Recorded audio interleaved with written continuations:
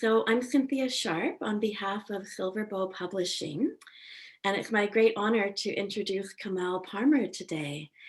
I also want to give thanks to the Coast Salish peoples whose land we're on. I'm here in Vancouver as we're broadcasting to you. I get to introduce Kamal Parmar, who's going to present her new book, Still Waters. Kamal has been passionately involved in writing since high school and university. Her genres are poetry and creative nonfiction, and she dabbles frequently with haiku, which is quite an incredible art. She has several books published in the UK, Canada, and India, as well as many pieces in US and Canadian literary journals and anthologies. She's been a member of several writers' organizations and guilds. Currently, she's a member of the League of Canadian Poets and on the board of the Federation of BC Writers. She is also a member of Haiku Canada and the Writers Union of Canada, with whom she's a voluntary peer reviewer. So quite an accomplished woman we have with us today. We're so grateful at Silverbow that Candace got to publish your book. And before we get started, I just want to ask you a little bit about your book. This is a very special project.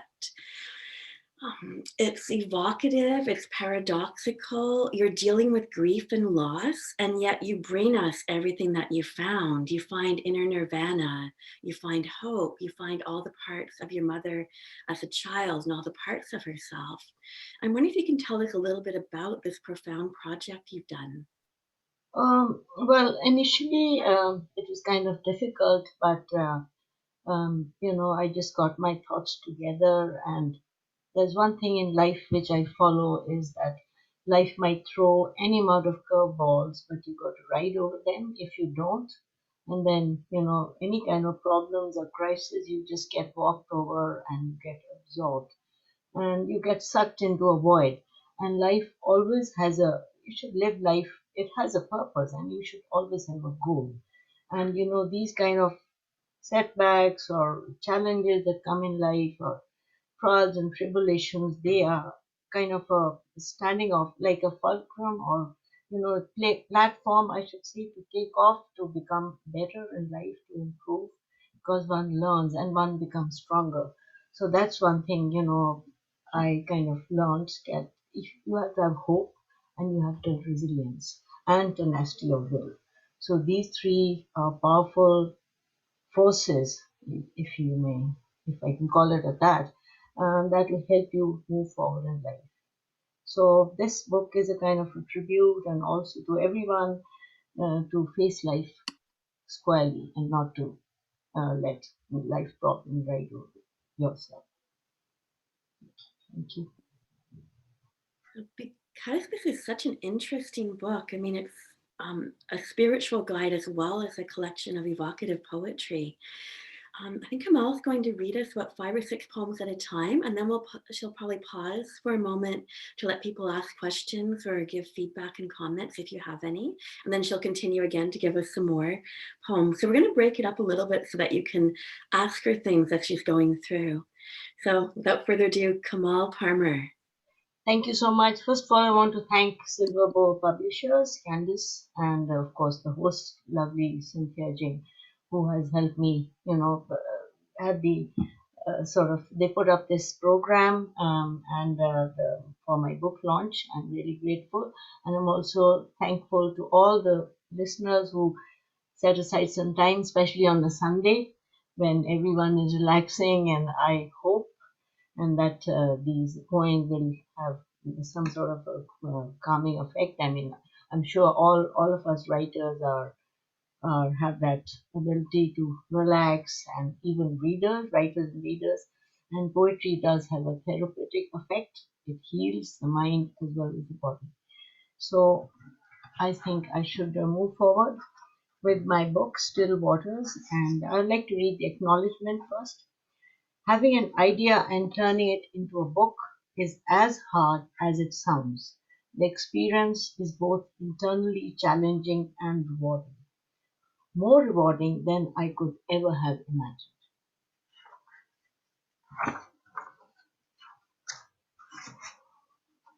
So my dedication is to all those who have traveled the winding road of life's journey and all along got lost. To all those who cannot find the missing pieces of the puzzle. To all those who say, please remember the real me, even though I cannot remember you. So the first poem is titled, Is the World Crazy? Who am I? I ask myself over and over again. Am I a young girl in ponytails with stars in her eyes? Or am I an old decrepit woman with a furrowed face and a doddering gait? And yet I cry like a baby. I refuse to eat, but sometimes I eat every other hour. The car keys land up in the sugar pot.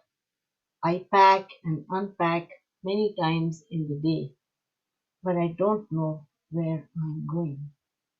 Someone comes to me, whispers softly in my ear, come on, dear, it's me, Harry. Please eat your supper.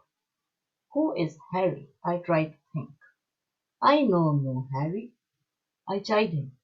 Go away. I talk to no strangers. He cajoles me and comforts me. I'm told he is my husband. How can that be?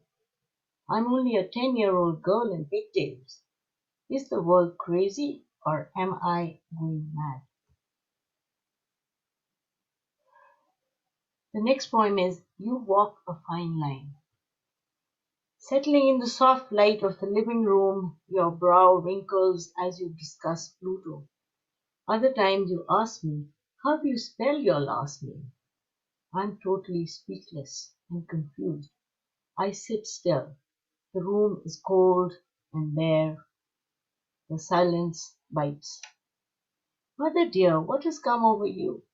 Your musical laughter and warm hugs all gone. What has come over you? Once you were an academic delivering keynote speeches.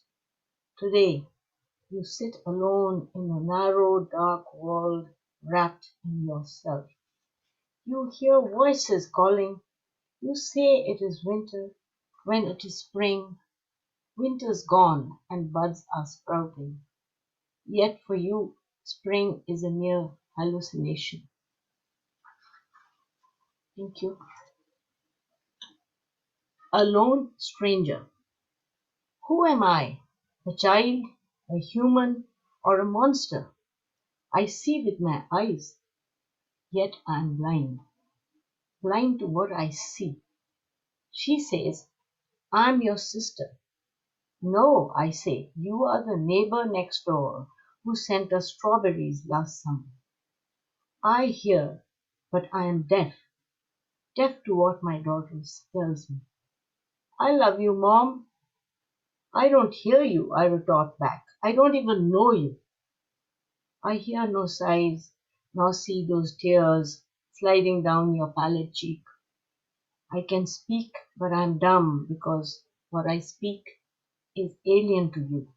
My tongue only knows garbled words that drop like stones out of a drooling mouth. I live with faces that stare at me, distorted and disfigured. I live with ghosts that come alive through the inky darkness. They keep me company at night when blank stares, they keep me company at night. Their blank stares frighten me no more. I'm a stranger to myself.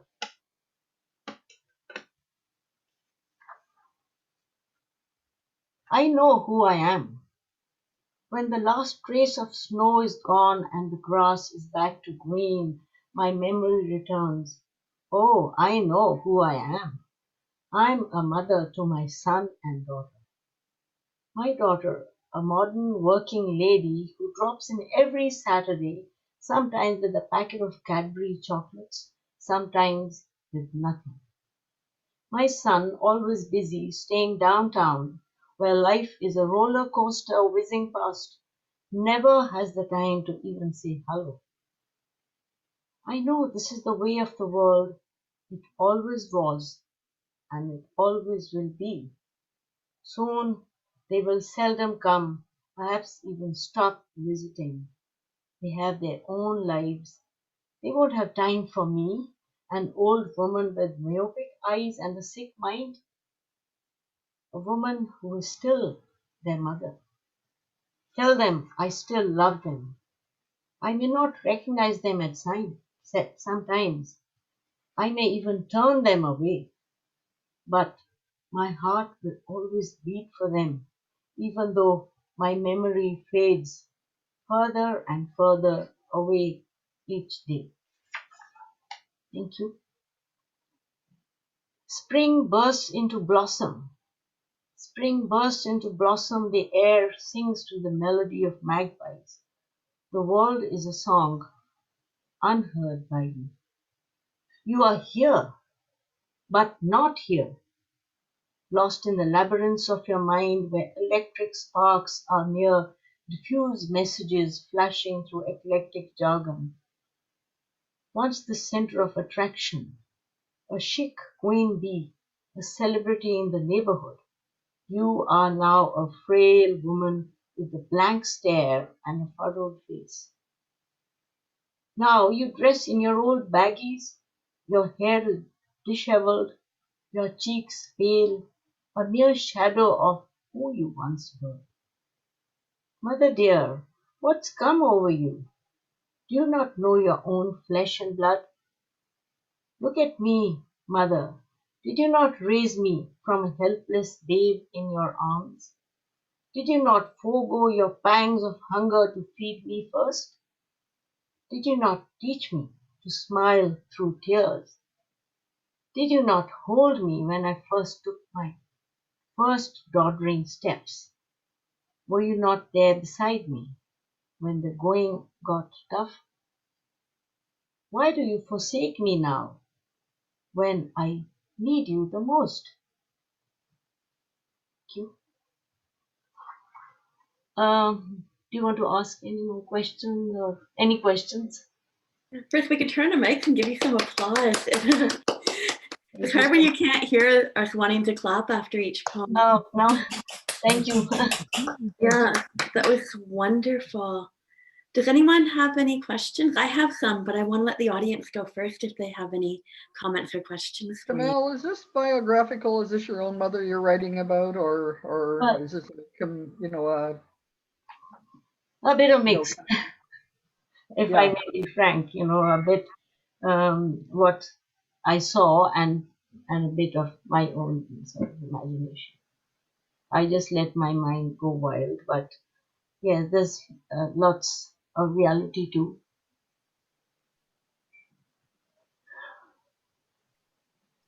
Any other questions, or should I? I have one I want to ask, but I want to make sure. Does anyone in the audience have anything they wanted to ask at this point? If they don't, then I get to jump in. I have to be careful not to cut people off or hog the stage. But I'm wondering.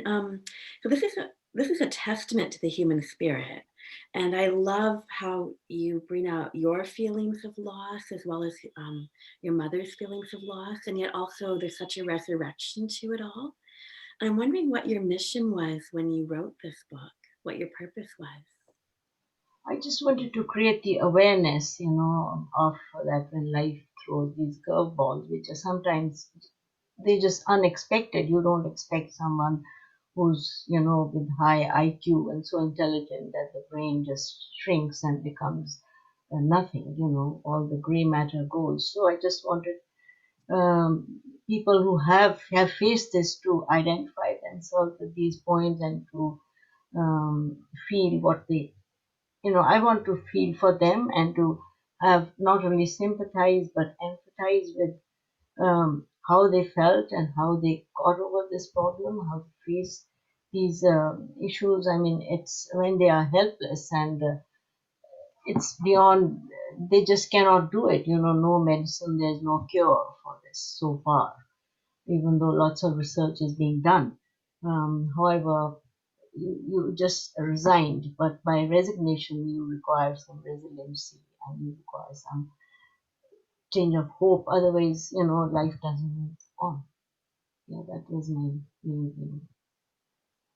To the family, to the caregivers, and also to the person himself or herself who is undergoing this, because he or she just cannot explain, though she's, kind of aware that there is something happening, that she's going down a spiral, a vacuum. Yeah, I hope that answers. I tried my best to answer. Yeah, thank you. This is wonderful. So we'd love to hear another set of poems from your book. Thank you. I may And move. just so everybody knows, I put the link to purchase her book in the chat room. It's available from Silverbow Publishing, as well as a number of other stores. Thank you, Cynthia. So if I may move on, the next poem is Soundless. She gets up at the crack of dawn, draws the lacy curtain of a window aside to let the sunlight flood her bedroom. She fills the kettle with water, flicks the switch on. The gentle hiss tells her tea will be ready in minutes. She has done this umpteen times. It has become a part of her, an early riser. Her brain is an alarm clock. Today it's not the same anymore. It never will be. She sees no sunrise or the descending sun. There's no clutter of plates, no clink of teacups in the morning, no hiss of the kettle for the morning cup of tea. She lives in a place, a cubicle in a nursing room, which is like a prison. Four walls suffocating her, in a place where past and present are one and future exists no more. She retreats into the void like a snail into its shell, while we drown in the agony of seeing our mother turn into a stranger. Thank you. Mixed tenses. Caged in a bony shell, I lie soft and malleable, with convolutions and deep recesses where the past lies buried, resurfacing sometimes. I'm a web of blood vessels crisscrossing to loop around a million times in a delicate mesh of nerves that flash messages faster than the blink of an eye. Now they say I have Alzheimer's. I'm a shrinking mass of cells riddled with holes and cocooned in myelin sheets, suffocating. Memory fails me, my nerves are a frayed, jangled mass.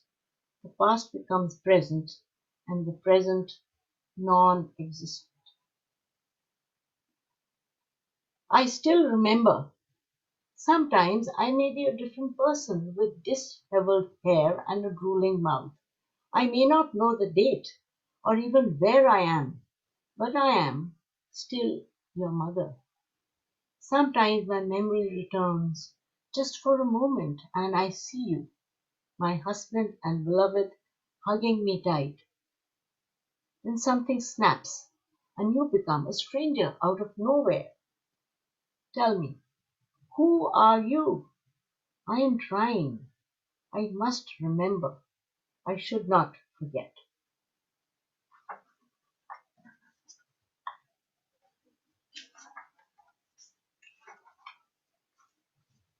Hold my hand. It's been snowing since yesterday. The sky is slate gray and the ground a quilted white. In the dim light of my lamp, I stare at the mirror in front of my empty dresser. My eyes, once sparks of radiance, are hollow pits of darkness, my face a shriveled walnut. They say I have progressive Alzheimer's.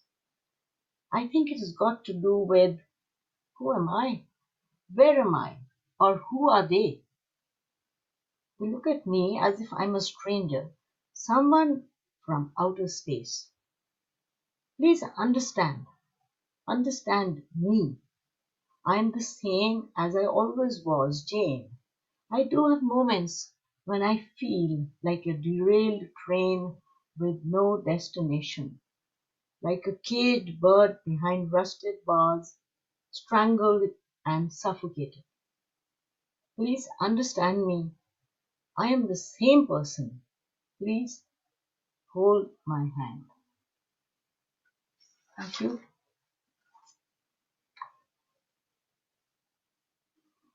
Summer lingers. In the still summer night, silence reigns, the world sleeps. Not me. I hear voices calling. Hey, Jane, it's me, your long lost friend. Give me a hug. I turn in my bed. The voice repeats the same refrain. I rub my eyes, scramble out of bed, rush toward the door with open arms. Oh, dear Alice, long time no hear. So good to see you. I peep into the darkness. There is no sound, no one in sight. I open the door, peep into the deserted corridor, return to bed. Maybe I was dreaming. Never mind. 10 minutes pass. The same voice calls me. This time someone is tugging at my shoulder, shouting in my ear. I shout in a dry, rasping voice. Who is it? Who is it? No answer. Am I daydreaming? Do I imagine things? No. I saw my friend standing close to me, the same dimpled face, the same blonde curl of hair. Where has she gone now? I cannot sleep. I am not well. Am I hearing voices? Maybe I'm crazy. I rush toward the door. A nurse holds my hand, coaxes me back into bed. Come, dearie. It's only 3 a.m. There is no one here. I open my mouth, then shut it. I'm not Jane anymore. A tear slid down my cheek. I forgot to wipe it. Thank you. This poem is titled Still Waters, after the title of my book. Still waters. Sitting in my room facing a window overlooking our small garden, I hear sounds that I never heard before. The soft gush of fall breeze as it rustles through the maple leaves, the twitter of a sparrow hopping from branch to branch, the skittering of leaves as the wind blows in eddies, dragging them with its magnetic pull. Someone yells. The silence shatters like a pistol shot, the distant hum of a speeding car, a shrieking police siren stabs the dark highway. An ambulance with flashes on zigzags past serpentine queues of commuter cars. Fire engines whiz past with blaring horns. I run to the door. A nurse grabs my hand. Now, there's nothing the matter. Go back to sleep. No, no, I insist. There are cops downstairs. The nurse looks at me sternly. Stop imagining things. There's no police downstairs or anywhere. Go to sleep, she almost shouts in my ear. I obey, toss and turn in bed, ponder. What could be wrong with me? Am I not the same? A mother of 2 married children? So what if I look old and haggard and walk with a slow gait? So what if I forget? After all, everyone forgets. Thank you. So we can turn on our mics and give some applause. Oh, no, thank you so much. It's just not being able to talk through Palmer each set when we're separated by Zoom here, but you've brought us together so cohesively. I'm wondering if anyone has any comments at this point. I have a question I'd like to ask, but I want the audience to go first if they have any comments. And if not, I like the way Kamal uses short thoughts. And so you have time to absorb them and think about it. It doesn't go into longer explanations and longer sentences, but they're thoughts that are really pithy and make you think. Thank you. I did that intentionally, because when a person has got this kind of a problem, dementia, like, the Right. brain gets tired and wired and races and sometimes stops. I mean, because the so-called electric sparks or the neurons, they don't fire in a uniform way. So that's why I wanted each poem to be kind of interspersed with the person's thought and with the person who the caregiver. Mhm. Thanks for your comment. You're welcome. Stephen, sorry, I cut you off. Oh, no, that's okay. I was just going to say that I find your poetry very moving and powerful. And I think it's really interesting how you've taken the perspective of the person with Alzheimer's in a lot of these poems. No, thank you so much for your kind remarks, Stephen. I try to look at it from two different angles, from the person who is suffering and the person who looks at someone who, like your mother, you take her for granted, and the last thing on your mind is that she won't be able to recognize you or the family. So it's kind of, it's a blow actually initially. Mhm. Yeah. Thanks for all that. Mhm.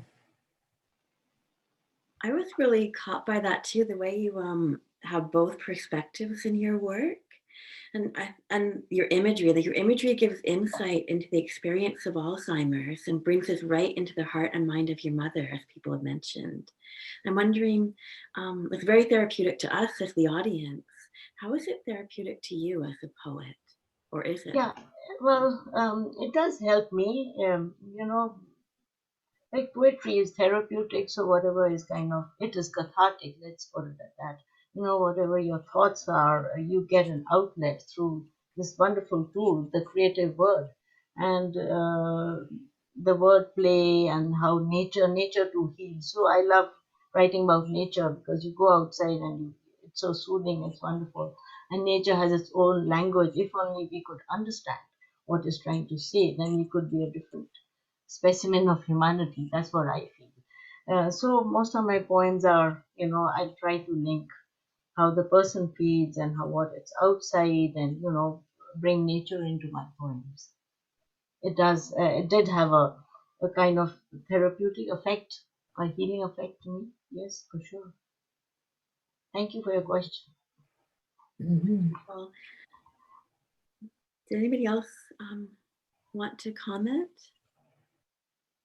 Okay. So why don't we hear a final set of poems? Yes. We'll ask Kamal to read a final set, and then we'll have a few more questions, and we'll let you know what stores you can find your books in. Sure. Thank you, Cynthia. So I can get in a poem. Yeah, right now. A cyclic truth. Sometimes something tugs me into a black hole, a cyclic tube sucking me down and down. I do not know who I am. Someone has robbed me of myself. I become someone else whom I hate. Why do you stare at me? Why do you look at me so strangely? Am I not the same Jane, your doting mother? Why do you hug me tight, tears streaming down your face? I simply do not know. I cannot decipher. I forget too often. Thank you. I suppose that should be the last poem. Can you get it? I didn't get the last line of that Oh, poem you okay. said. The last line was, sorry, I simply do not know. I forget too often.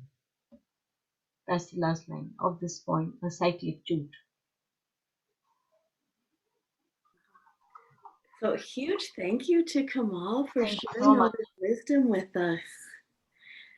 And Thank you to all of you.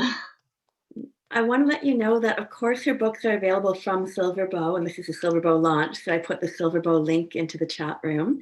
But they're also available in chapters in Nanaimo, from Bolin Books in Victoria, from Volume 1 in Duncan, And they're also available at libraries through Vancouver Island and Salt Spring Island.